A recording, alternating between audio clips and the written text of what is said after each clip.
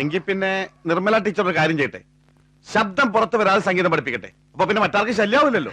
ശബ്ദം പുറത്തു വരാതെ സംഗീതം പഠിപ്പിക്കേ? അതൊരു പുതിയ അറിവാണല്ലോ. അതെ, ആംഗ്യ ഭാഷയിൽ. എന്താ അങ്ങനെ പഠിപ്പിച്ചോ ടീച്ചർ? ഈ പുളിച്ച തമാശ കേൾക്കാനല്ല ഉള്ള നേരം കളഞ്ഞ് എല്ലാരും ഇവിടെ കൂടിയിരിക്കുന്നത്.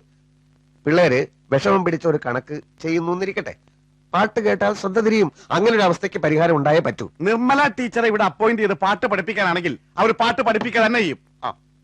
ഇയാളെ ആരാ ഇവിടെ വിളിച്ചത്? രമ്യമായ ഒരു പരിഹാരം ഉണ്ടാക്കാൻ ആർക്കെങ്കിലും വല്ല നിർദ്ദേശം ഉണ്ടെങ്കിൽ അത് പറ. ഈ സ്കൂളിന് ധാരാളം കോമ്പൗണ്ട് ഉണ്ട്, മരങ്ങളുണ്ട്. കുട്ടികളെ തണലത്ത് എവിടെയെങ്കിലും ഇരുത്തി പാട്ട് പഠിപ്പിക്കാലോ. അത് ശരി, നിങ്ങളൊക്കെ ആദ്യന്മാര്, നമുക്ക് രണ്ടുപേർക്കും ഭ്രഷ്ട്. എന്നാ പിന്നെ ഡ്രില്ലെടുക്കുന്നത് ക്ലാസ് മുറിയിലാക്കാം എന്നാണ് ഞാൻ പറഞ്ഞത്. സംഗീതത്തോട് സ്നേഹമില്ലാത്തവർ ഇതിനപ്പുറം പറയും. ഇയാളൊന്ന് വെറുതെ ഇരിക്കടോ. ബാലന്മാഷ് മുന്നോട്ട് വെച്ച നിർദ്ദേശത്തെ പറ്റി ടീച്ചർ എന്തു പറയണു? മറ്റുള്ളവരെ ശല്യപ്പെടുത്തുന്നതായി പോയല്ലോ എന്റെ വിഷയം ആലോചിക്കുമ്പോ എനിക്ക് വിഷമമുണ്ട്. ഇതിലിപ്പോ അങ്ങനെ വിഷമിക്കാനൊന്നുമില്ലല്ലോ. മുറ്റത്താവുമ്പോ നല്ല കാറ്റ് കിട്ടും. മറ്റ് ക്ലാസ്സുകളിലെ ഒച്ചയും ബഹളവും ടീച്ചറുടെ ക്ലാസ്സിനെ ബാധിക്കുകയില്ല. കൈമൾ സാർ പറയണ പോലെ ചെയ്യാം. Very good. അപ്പൊ പ്രശ്നം തീർന്നല്ലോ. നമുക്ക് പിരിയാം. സംഗീതത്തോടുള്ള നിങ്ങളുടെ ഈ സമീപനം എന്നെ ലജ്ജിപ്പിക്കുന്നു. ഒന്ന് പിരിഞ്ഞു പോവാ എന്റെ മാഷേ, സമയം കുറെ ആയില്ലേ. എന്താ ചെയ്യ?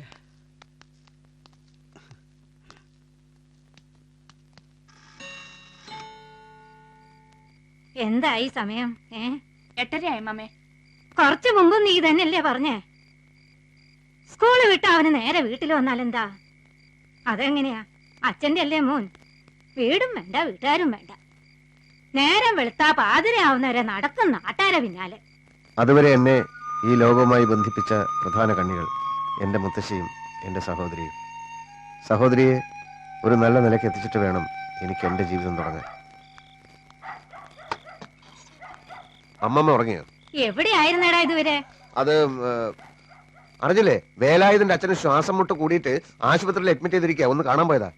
നാട്ടുകാരുടെ കാര്യമൊക്കെ അന്വേഷിക്കാൻ നിനക്ക് സമയമുണ്ട്. ഇവിടെ ഒരുത്തി ചാവാൻ കിടക്കുക.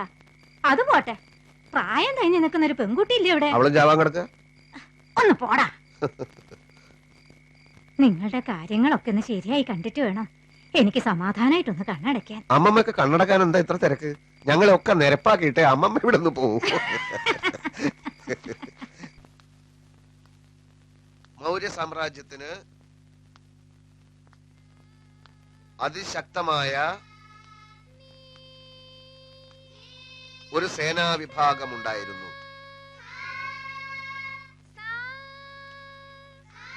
പൗരാണിക സമ്പ്രദായം അനുസരിച്ച്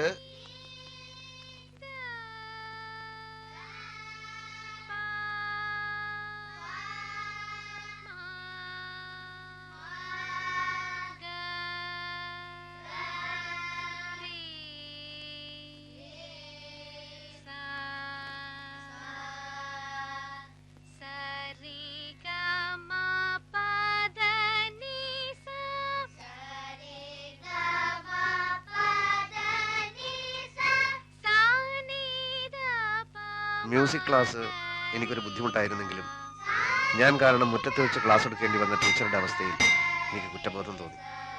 അത് വെറും കുറ്റബോധം മാത്രമായിരുന്നു.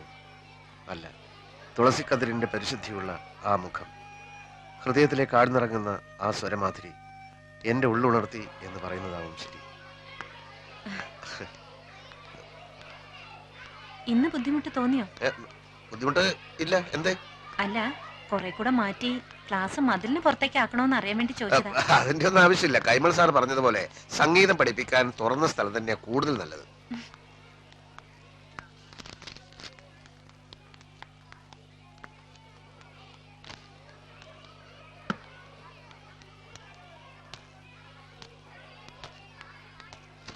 ഇതില് വിവിധ ഭാരതി കിട്ടില്ലേ? ഏതില്? ഈ റേഡിയോയില്. അതിനിത് റേഡിയോ ആണെന്ന് ആര് പറഞ്ഞു? ഇത് ശ്രുതിപ്പെട്ടിയാ. ഒരു സംശയം ചോദിച്ചതിന് അത്ര ചിരിക്കാൻ. നമുക്കിപ്പോ ക്ലാസ് ഇല്ലേ? ഉണ്ട്. എങ്കിൽ പിന്നെ മണ്ടത്തരം വിളമ്പാതെ അങ്ങോട്ട് പോയിക്കൂടെ? അതെനിക്കറിയാം, പ്രത്യേകിച്ചാരും പഠിപ്പിക്കണ്ട. ഗ്രൗണ്ടിൽ കുട്ടികളെല്ലാം സെറ്റായിട്ട് ഞാൻ ചെന്നാ മതിയല്ലോ. അപ്പൊ ക്ലാസ് കഴിഞ്ഞിട്ട് വേണം.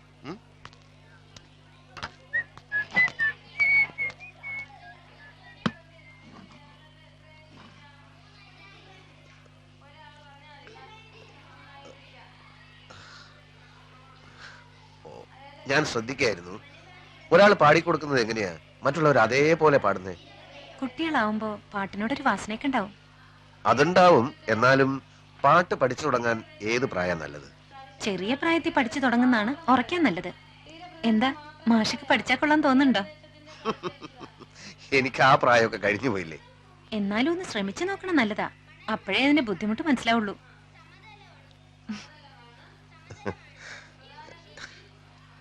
ടീച്ചറെ ഹെഡ്മാഷ് വിളിക്കണോ?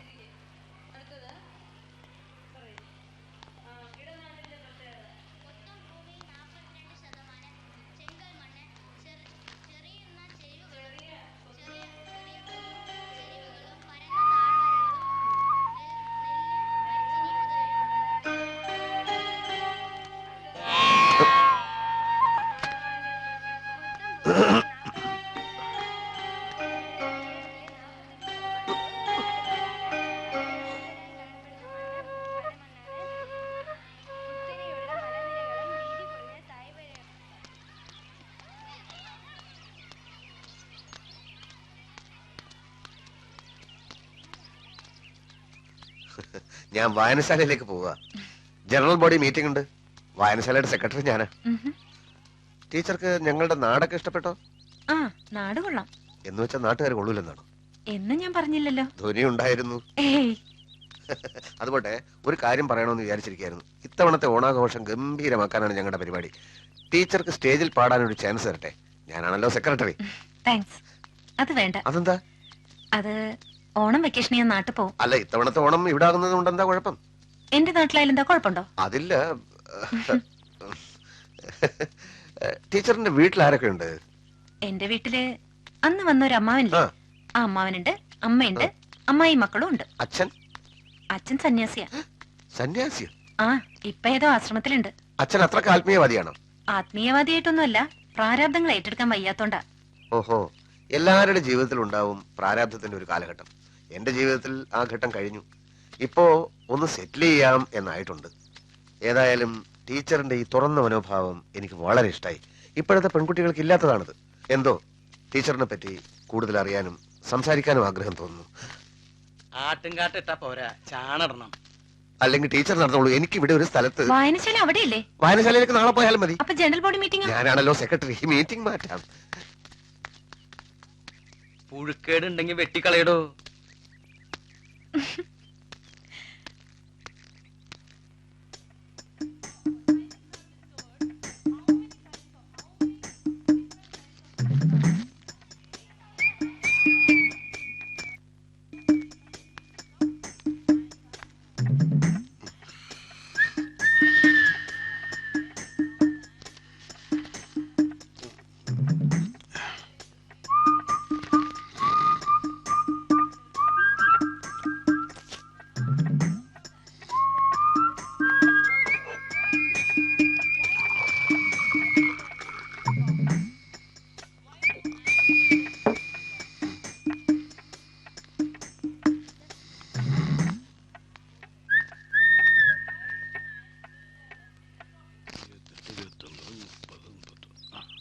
എണ്ണി നോക്കിക്കോളൂ. എന്താടോ പതിവില്ലാതെ ഈ വഴിക്ക്? ഞാൻ പറഞ്ഞില്ലേ, മരുമോന്റെ വീട് പണി നടക്ക ടൗണിലേ. നേരിട്ടൊരു കണ്ണ് വെച്ചില്ലെങ്കിൽ അറിയാലോ. നാളെ എന്തായാലും സ്കൂളിലേക്ക് ഒന്ന് ഇറങ്ങണമെന്ന് ഞാൻ ഇപ്പൊ കുഞ്ഞോട് പറഞ്ഞേയുള്ളൂ. താൻ ഇങ്ങനെ പിണങ്ങിയിരുന്നാ എങ്ങനെയാ? താൻ അവിടെയുള്ളതല്ലടോ എന്റെ ധൈര്യം. ഒന്നുകിൽ ആ തടിമാടനെ അവിടുന്ന് പറഞ്ഞു വിടാനുള്ള വഴി ആലോചിക്കണം, അല്ലെങ്കിൽ ആ മൂരിക്ക് മൂക്കയാടണം. ആരുടെ കാര്യ താനീ പറയണേ? ആ തീറ്റി പണ്ടാരം പീട്ടി മൂക്കുമുട്ട തിന്നുക, സ്റ്റാഫ് റൂമിൽ ഇരുന്ന് ഉറങ്ങുക, മറ്റു ടീച്ചേഴ്സിന് ശല്യം ഉണ്ടാക്കുക. ഉറങ്ങണ ആളെ എങ്ങനെയാ ശല്യം ചെയ്യണേ? ഉറങ്ങാന്ന് വെച്ചാൽ ഇടക്കിടക്ക് ഉണരുമല്ലോ, അതൊരു ശല്യല്ലേ? ഏതായാലും നാളെ ഞാൻ അങ്ങോട്ട് വരുന്നുണ്ട്. ഒന്ന് പേടിപ്പിക്കാം. കുറച്ചു ദിവസത്തേക്ക് ഒരു സമാധാനം ഉണ്ടാവും. ഭഗവാനെ, ഭക്തവത്സല, കാത്തു രക്ഷിക്കണേ.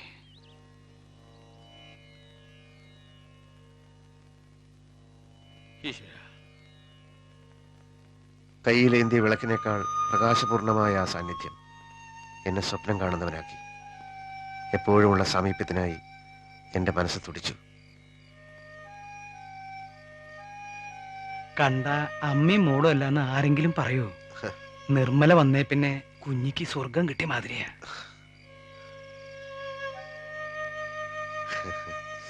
അല്ല, ആരാത്? ഇങ്ങനെ ഒരാളുണ്ടോ? ഒന്നിനും സമയം തികയുന്നില്ല. സ്കൂളിലെ കാര്യങ്ങൾ നോക്കേണ്ട ആൾ പുരപ്പണിക്കും കൃഷിപ്പണിക്കും നടന്നാൽ അവിടുത്തെ കാര്യങ്ങൾ നോക്കാനും ആള് വേണ്ടേ? ബാലൻ അവിടെ ഇല്ലായിരുന്നെങ്കിൽ പണ്ടേ ഇങ്ങനെ സർക്കാർ പറഞ്ഞു വിടുമായിരുന്നു ഇവിടെ എപ്പോഴും പറയാറുണ്ട്. ഉവ്വ്.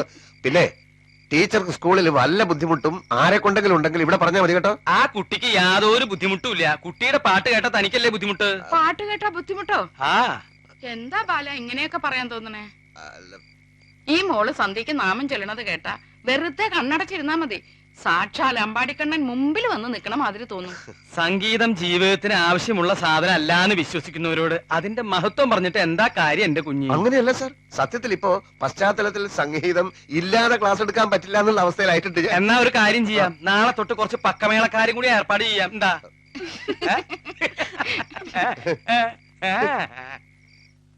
ആ നിമിഷത്തിന്റെ നിർവൃതിയിൽ ഞാൻ ഒരാവണി തെന്നലായി മാറി. ഏ? ഇതെന്ത് പറ്റി? ഏ? അല്ല, ഇന്ന് എന്ത് പറ്റിയെന്ന്? നീ കുറച്ചു കാലം സംഗീതം പഠിച്ചില്ലായിരുന്നോ? അതെ, പിന്നെന്താ നിർത്തിക്കളഞ്ഞത്? ചേട്ടൻ പറഞ്ഞിട്ട്. ഞാനങ്ങനെ പറഞ്ഞോ? ആ പറയാൻ പാടില്ലായിരുന്നു. ഏ? സംഗീതത്തിന്റെ വശ്യത തിരിച്ചറിയാൻ വൈകിപ്പോയതാണ് എനിക്ക് പറ്റിയ തെറ്റ്. നിനക്ക് ഇനിയും സംഗീതം പഠിക്കണമെന്ന് മോഹമുണ്ടോ? ഇനി അതിനൊക്കെ കാശ് ചെലവാക്കിട്ട് വല്ല കാര്യമുണ്ടോ? കാശ് ചെലവില്ലാതെ പഠിക്കാൻ സാധിച്ചാലോ? അതെങ്ങനെ? അത് ദൈവം കനിയണം. ദൈവം കനിയുമെന്ന് വിചാരിക്കാം, അല്ലേ? ദൈവം ഫ്രീ ആയിട്ട് ഇവിടെ വന്ന് സംഗീതം പഠിപ്പിക്കുമെന്നാണോ? ദൈവത്തിന് മ്യൂസിക് അത്ര വശമില്ല. ചിലപ്പോ വേറെ ആളിനെ അയച്ചേക്കും. ആരെ? തൽക്കാലം ഇത്ര അറിഞ്ഞാ മതി.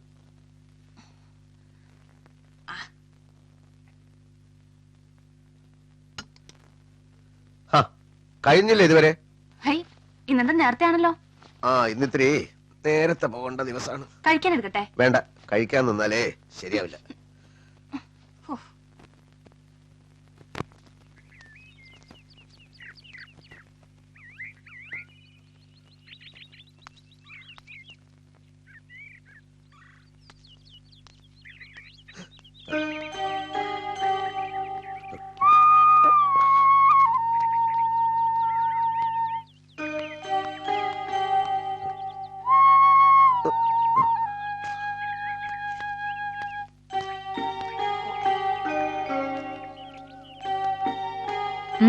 എന്ത് പറ്റി?